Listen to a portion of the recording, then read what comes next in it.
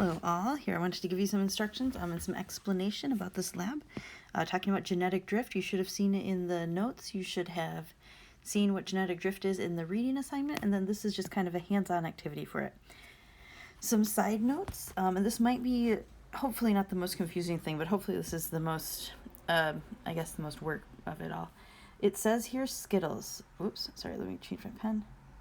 It says here Skittles, okay? You can use anything. So you need to have anything that you have like 30 to 40 pieces.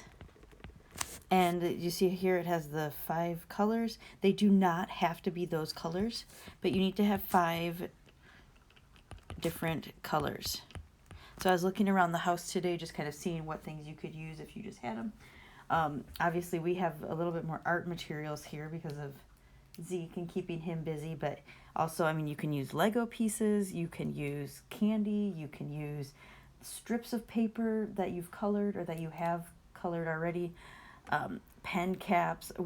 It doesn't have to be anything specific. It does not have to be a specific size. You just need to have 30 or 40 pieces with 5 different colors in them. Okay, cut up straws, like cut up pipe cleaners. I'm looking around my living room here. We have pom-poms, anything like that. So please don't let the materials be what limits you, okay? It does not have to be a specific type of material. But then just wherever you see Skittle, or, you know, if you have to change the colors, just write in your colors. So you'll get your bag of stuff. This is the first step. Count them. So you're counting the total. That goes right here, whole population, and that is, the whole population's 100%. So you're counting how many you have of each number in the whole. So that's right here. This should add up to 100%.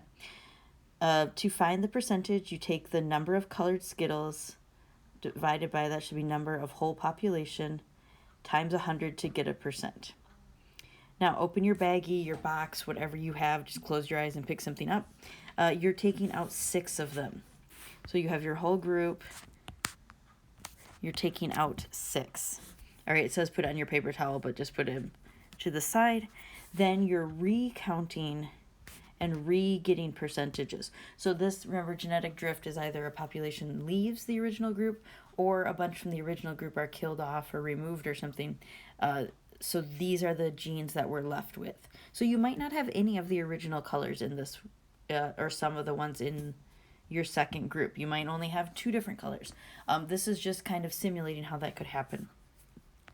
Down here it says circles to draw pie graph. So original population, draw, color what you have. Make sure I know which is which, okay? Here, you know, your new population, hey, it ends up being, you know, like this, whatever it ends up being. So your pie charts. There's some questions here. I think they're pretty straightforward. Please use complete sentences. Please use, you know, handwriting. Then right down here, pick a cause for genetic drift. Let's pick something real. So I realize it gives the example of the bottleneck with literal bottles, but we're not talking about like actual Skittles here. We're talking about like what's an actual natural event that could happen that could have caused either of these things. And notice too, some of these questions have why and how, and you guys are doing a great job getting things done and turning things in. So I want to give you props where props are due. You're doing a good job asking questions. Please continue to keep that up. And this is due a week from Tuesday, so the 28th. All right, I will see you guys later. Talk to you later.